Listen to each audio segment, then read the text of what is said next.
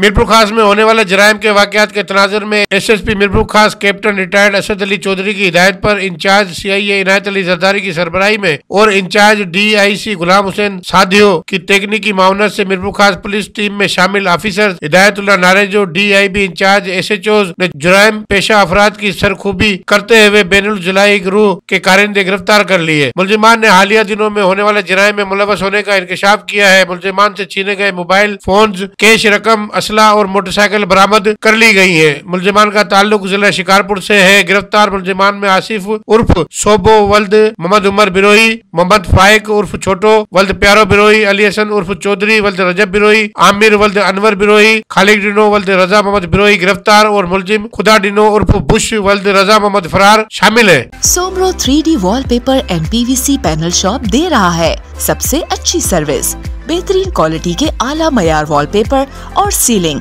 खूबसूरत डिजाइन और कलर्स में दस्तयाब है। हर किस्म के PVC वॉलपेपर्स और सीलिंग लगवाने के लिए हमसे राब्ता करें।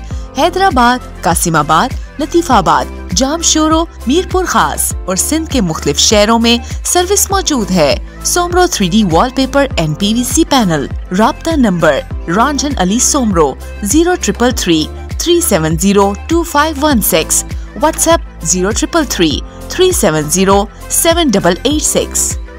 मज़ीद ख़बरन ऐं तफ़सीलात लाइ विज़िट कयो असांजी वेबसाइट www.awamiNewsHD.com ऐं ॾिसंदा रहो अवामी न्यूज़ HD।